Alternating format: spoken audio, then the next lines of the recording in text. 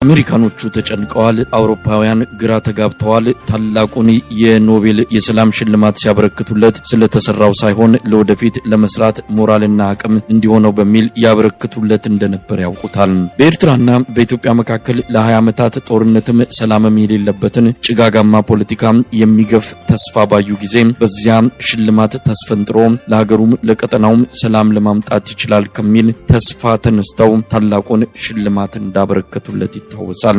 ተስፋቸው ሊጨናገፍ ያለሙት መልካም ነገር አፈር ከድሜ ሊገባ የወሰደው ጊዜ ግን ምናልባትም 1 ዓመትም አይሆንም። ሰውየው የሰላም ተምሳሌትነቱን በጦርነት አጋፋሪነት ቀይረውና ኢትዮጵያን የጦርነት መናኸሪያ ጎተራም አደረጋት። እንደ ጸበል በየክልሉ የዞረ እሳት ይረጭ ቦምብ ያዘንብ ጀመረና የኢትዮጵያን ህልም ባጭሩ ቀጫው። የምዕራባውያን ሀገራትንም ተስፋ ብዙም ሳይርቅ በቅርበት አጨናገፈው። ሲጀምረው በኦሮሚያ ክልል ያዝለቀቅ ባደረገው ውጊያ ነበር። ከህወሓት መሪዎች ጋር የስልጣን ግብግብ ውስጥ ገባና ከሁለተኛው የዓለም ጦርነት ወዲህ ብዙ ህዝብ ያለቀበትን ጦርነት በኢትዮጵያ ምድር ላይ አቀጣጠለው።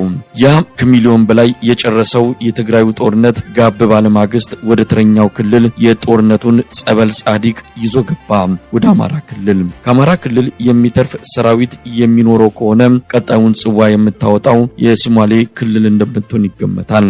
ምዕራባውያን መንግስታት ወደ ኋላ መመለስ ቢችሉ ግምታችን ስህተት ነው ብለው የሰጡትን ሽልማት ቢነጥቁት የሚመርጡ ይመስላሉ። በግምታቸው ቢጸጸቱ ልክም ናቸው። ተስፋቸው መና መቅረቱ ቢያስቆጫቸው አይፈረድባቸውም። ለኢትዮጵያውያን ግን ከዚያ ይለያል። ለኢትዮጵያውያን የሱ ዘመን የመከራ ዘመን ሆኖባቸዋል። ዛሬን በሰቀቀን በሰቆቃ ይኖሩ ነገን በጨለመ ተስፋ ይጠብቁ ዘንድ እድል ጣፋንታቸው ሆኗል። እሱ ለኢትዮጵያውያን ሌላ አይደለም፣ መቅሰፍት ይዞባቸው የመጣ ክፉ ገዢ እንጂ። የትኛውን አንስቶ የትኛውን መተው እንደሚቻል አይታወቅም።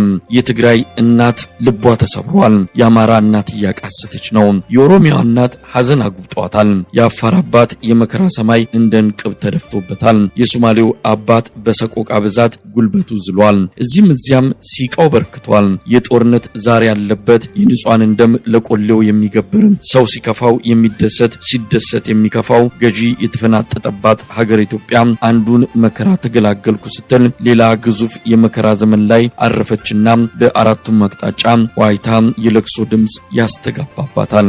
ምን አጠፋን? ምን በደልን? እውነት ለመናገር ካንተ ምን አተረፈን? ከሰቆቃና ሲቃ በቀር ምንስ አገኘን? ያንተ ዘመን ለኢትዮጵያችን የመቅሰፍት ዘመን እንዲሆን በቅዱስ መጽሐፉ ትንቢት ተነግሮ ይሆን? ፈጣሪም አልሰማለም። እንደ ራሔል በራማ እንደተሰማው የለቅሶ ድምጽ የኢትዮጵያን እንባ በፈጣሪ ዘንድ መቼ ሆነ የሚታየው? ኤሎሄ ኤሎሄ ናማ ሰበክታኒ። እውነት ለመናገር ኢትዮጵያ ከአብይ አህመድ መምጣት ምን አተረፈች? የኢትዮጵያ ሕዝብ ከዚህ ሰው ምን አገኘ? የአብይ አህመድ ትሩፋቶችስ ምንድናቸው? በሐቅና እውነት መነጋገር ከተቻለ የዚህ ሰው ወደ ኢትዮጵያ የፖለቲካ መድረክ መምጣት መቅሰፍት ወይስ በረከት? በኢኮኖሚው፣ በፖለቲካው፣ በማህበራዊ ጉዳዮች ሀገራዊ ክብርና ኩራት በጥቅሉ ኢትዮጵያ ከአብይ አህመድ ምን ያገኘችው አንዳች ነገር አለና ነው ለተጨማሪ 1 ቀን በስልጣን ላይ እንዲቆይ የምትፈቅድለት? ቁጥሮችን እናናግራቸው። 31 ሚሊዮን ኢትዮጵያውያን አስቸኳይ የምግብ እርዳታ እንደሚያስፈልጋቸው በቅርቡ የወጣ ሪፖርት አመላክቷል። 5 ሚሊዮን ኢትዮጵያውያን ከቤታቸው አይኖሩም፣ ተፈናቅለው የሀገር ውስጥ ስደተኛ ሆነው ቀርተዋል። በዓለም በውስጥ መፈናቀል ኢትዮጵያ ቀዳሚውን ስፍራ የያዘችው በአብይ አህመድ የስልጣን ዘመን ነው። ኢትዮጵያ በ100 ዓመታት በተከሰቱባት አያሌ ጦርነቶች ካጣቻቸው ልጆቿ በብዙ እጥፍ ሚሊዮኖች ያለቁባት በዚሁ ሰው የአገዛዝ ዘመን ነው። ኑሮ ሰማይ ጣሪያ ነክቷል። አንድ የሕክምና ዶክተር የሚያገኘው ደሞዝ የአንድ የበግ ዋጋ የሚያወጣ አይደለም። መካከለኛ የሚባል የህብረተሰብ ክፍል ጠፍቷል። ከ100 የማይበልጡ ባለጠጎችን አጅበው 120 ሚሊዮን የሚሆኑ ኢትዮጵያውያን ከድህነት ወለል በታች ችጋር እየጠበሳቸው የሚኖሩባት ምድር ሆናለች ኢትዮጵያ። በህወሓት ዘመን ከወለጋ ጅጅጋ ከሞያሌ መቀሌ እንዳሻው የሚንቀሳቀሰው ኢትዮጵያዊ ከ20 ኪሎ ሜትሮች በላይ ከሚኖርባት ከተማ መውጣት በህይወቱ ላይ ሞትን እንደ መጋበዝ የሚቆጠርባት የሆነችው ኢትዮጵያ በዚሁ ሰው በአብይ አህመድ የስልጣን ዘመን ነው። ነጻ ፕሬስ የሚባል የለም። ምንጣፍ ጎታች ከሆኑ የሳሎን ባሪያነታቸውን ከፈቀዱ ጥቂት ታማኝ የፖለቲካ መሪዎች በቀር በኢትዮጵያ ምድር የተቃዋሚ ድምጽ ከነጭራሹ ጠፍቷል። 4 ክልሎች ከአብይ አህመድ እጅ ወጥተው በጦርነትና በድህረ ጦርነት ቀውስ እየታመሱ ነው። ጎንደር ተርቧል። ትግራይ በረሃብ ሺዎች በየሳምንቱ እየሞቱ ነው። ወለጋ የገባው ጠኔ ሕፃናትን እያረገፈ ነው። ደቡብ ኢትዮጵያ የሰው ልጅ ከከብቶች ተሻምቶ የከብቶችን መኖ እየበላ ነው። ሌላም እናም ጥያቄው ይነሳል። ኢትዮጵያ ከዚህ ሰው የምር ምን አገኘች? መቅሰፍት ወይስ በረከት? አሜሪካን ዋሽንግተን ዲሲ ከስትሪት ኖርዝ ዌስት የብዙዎቹ ታላላቅ የሎቢስት ደላሎች መገኛ ስፍራ። የዓለም ፖለቲካ እንደ እንዝርት ይሾርበታል። መንግስታት ሚሊዮን ዶላሮችን ለነዚህ ደላሎች እየከፈሉ የአሜሪካንን መንግስት አቋም ለማስቀየር ደጅ የሚጠኑበት ጎዳና ነው ኬስትሪት። ከቅርብ ጊዜ ወዲህ በዚያ መንደር ስለ ኢትዮጵያ የሚባለው አስገራሚ ነገር ነው። በኬስትሪት ጎዳና በኮሪዶሮች የሚሰማው ሹክሹክታ አሜሪካን በሰውየው ላይ ፍጹም እምነት እንደሌላት ነው። በአሜሪካን የውጭ ጉዳይ መስሪያ ቤት እጅግ ከሚጠሉ መሪዎች ዋናው ይኸው ምስራቅ አፍሪካ ላይ ግዙፍ የጸጥታ ስጋት የደቀነው የኢትዮጵያው ገዢ እንደሆነ በኬስትሪት መወራት ከጀመረም ሰንብቷል። ሲጀምርም ቀልባቸው አልወደደውም። አንድ የአሜሪካ ዲፕሎማት ሰውየውን ሲገልጹት በአንድ ቦታ የማይረጋ አስተማማኝ አጋር ለመሆን የማይችል ቀዥቃዣ ነገር ነው። በትግራዩ ጦርነት የአሜሪካንና የሰውየው ነገር ለየለትና አረፈው። አሁን ደግሞ አማራ ክልልን ሲያምስ አሜሪካውያን አንድ ነገር ማድረግ እንዳለባቸው አምነዋል። የገዛ ጓዳቸውን በርብሮ ሚስጥር የሚያሾልክ የፌዴራል መስሪያ ቤት ተቀጣሪ የሆነ ትውልደ ኢትዮጵያዊ ጉዳይ ለአሜሪካውያን የማስጠንቀቂያ ደውል ነው የሆነባቸው። የአሜሪካን ደህንነት የሚነካ ብሔራዊ ጥቅሟን የሚጋፋ የሚስጥራዊ መረጃ ዘረፋ ውስጥ የኢትዮጵያ ባለስልጣናት እጃቸው መኖሩ ለአሜሪካውያን ቀይ መስመርን የማለፍ ያህል ነበር የተወሰደው። እናም ሰውየውን ከዚያ ቀጠና ገለል ማድረጉ የአሜሪካውያን ምርጫ ሆኖ በአቋም ተያዘ። ያስጨነቃቸው ማን ይተካ የሚለው እንጂ ሰውየው በስልጣን ላይ የሚቆይባት እያንዳንዷ ቀን እጅግ አደገኛ መሆኗን ከተረዱ ሰንብተዋል። አውሮፓውያንም አቋማቸው ብዙም የሚለይ አይደለም። ሰውየው ገለል ቢል ሊፈጠር የሚችለው የስደተኛ ጎርፍ በእርግጥ አስጨንቋቸዋል። በስልጣን ላይ መቆየቱ የሚያመጣው ጣጣ ለነሱም እንደሚተርፍ በሚገባ ተረድተውታል።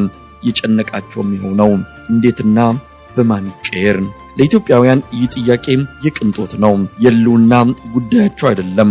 መቅሰፍት ይዞባቸው የመጣን አገዛዝ ከመገላገል በላይ የሚያስጨንቃቸው ምንም ነገር ምድር ላይ የለም። ነገ ራሱ መልሳለውና አብይ አህመድ ከኦነግ አባቶቹ ከህወሓት አሳዳጊዎቹ እያጠና ለአቅመ ማሰብ የደረሰው የኢትዮጵያን ሀገረ መንግስት እንዴት ማፈራረስ እንደሚቻል የተጻፈውን ከቅኝ ገዢዎች የተቀዳውን ሰነድ ነው። ኢትዮጵያ በሁሉም ልጆቿ መስዋዕትነት የቆመች ነፃነቷን አስጠብቃ የቆየችውም ከአራቱም ማዕዘናት በተከፈለ የደምና የአጥንት ውድ ዋጋ መሆኑን የሚክደው የቅኝ ገዢዎች ሰነድ የአማራውን ህዝብ በጨቋኝነት የኦርቶዶክስ ቤተክርስቲያንን በእምነትና ባህል ወራሪነት የሚወነጅልበት እጅግ መርዛማ የበቀል ትርክት የያዘ ሰነድ ነው። ህወሓትና ኦነግ ሰነዱን ማኒፌስቶቸው አድርገው ተከታዮቻቸውን ሲያጠምቁበት ኖረዋል። አብይ አህመድ ይህንኑ እያጠና ያደገውን ሰነድ ወደ መሬት አውርዶ ለማስፈጸም ጦርነትን የሰበቀ ገዢ ሆኖ ብቅ ብሏል። በአንድ ጊዜ ሁለቱም ላይ መጠን ሰፊ ጦርነት ከፍቷል። በቤተ ክርስቲያኒቱ ላይ የከፈተውን ጦርነት ለጊዜው ጋብ አድርጎ ሙሉ ኃይሉንና ጊዜውን የአማራን ህዝብ ሱሪና ትጥቅ አስፈታለሁ ብሎ ሰራዊቱን አዝምቷል። በይፋም አዋጅ አውጥቶ ለዓለም አቀፉ ማህበረሰብ ነግሮ ያለፉትን 3 ወራት ጨምሮ ለ6 ወራት የአማራን ክልል በባሩድ ጢስ ያጠነ ህፃናትን በድሮን እያስጨፈጨፈ የአርሶ አደሩን ማሳ በጥይት አረር እያቃጠለ ቆይቷል። አሁንም በንጹሃን ግድያ ላይ ተሰማርቶ መጠነ ሰፊ የዘር ማጥፋት ዘመቻ እያካሄደም ነው። ትላንት ትግራይ ላይ የፈጸመውን ታላቁን ጥፋት አማራ ላይ በመድገም ለየትኛውም የኢትዮጵያ ልጅ ርህራሄ የሌለው መሆኑን በትክክልም ለመቅሰፍት የተላከ ገዢ መሆኑን አስመስክሯል። የአማራ ህዝብ በእርግጥ አጸፋውን እጥፍ ድርብ አድርጎ እየመለሰ ይገኛል።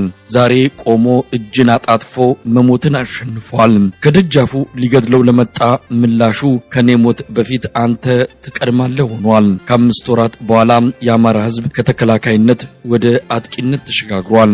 ማልቀስ ብቻ ሳይሆን አድብኖ ደምንባ ማስለቀስ ጀምሯል። መሞት ብቻ ሳይሆን በሚገባቸው ቋንቋ አናግሮ እስከ ወዲያኛው መሸኘትን አሳይቷል። አሁን ቁመናው ዘለግ ብሏል። አንድ የፋኖ አመራር ከሰሞኑ ሲናገሩ ከመንግስት ጦር ከትጥቅ አንጻር የሚቀረን ድሮን ብቻ ነው ማለታቸው ትግሉ በ5 ወራት ውስጥ የደረሰበትን ደረጃ በሚገባ ያሳያል።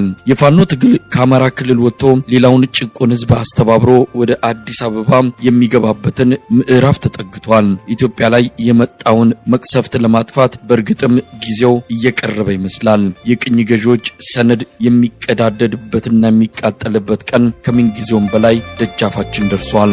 ከ2 ዓመት በፊት በተደረገ አንድ የኦሮሚያ ብልጽግና የቤተሰብ የሚመስል ስብሰባ ላይ ነው አቶ ሽመልስ አብዲሳ ይናገራል። ብልጽግና ብለን ወደ ኦሮሞ ብሔራዊ ጥቅምና ፍላጎት አምጥተናቸዋል። አሁንም አትፍሩ፣ በቅርቡ የሚተገበር አንድ ስልት አለን፣ የምክክር ኮሚሽን የሚል የሚጠበቅብን ኢትዮጵያ የሚለውን ቃል ደጋግሞ ማጮህና ሰነዱን በልሙጥ ባንዲራ መሸፈን ነው። ከዚያ በኋላ እየጨፈሩ ይከተሉናል። የአቶ ሽመልስ ኮንቪንስ እና ኮንፊውዝ ክፍል 2 ድራማ መሆኑ ነው። የምክክር ኮሚሽኑ ሳይወለድ በሽሉ የሞተው ኮሚሽኑ መልካም ስምን አንግቦ በተግባር የአብይ አህመድ ድራማ ስለመሆኑ ከብልጽግና መንደር ውጪ ወሬው ገበያ ወጥቶ በብዙ ተሸምቷል። አቶ ሽመልስ አንድም የሱን ነገር አይናገርም። የሱ የሚባልም ነገር የለውም። የቤተ መንግስት አካባቢ መረጃዎች እንደሚያጋልጡት አብይ አህመድ ትክክለኛ ማንነቱን የሚያንጸባርቀው በአቶ ሽመልስ በኩል ነው።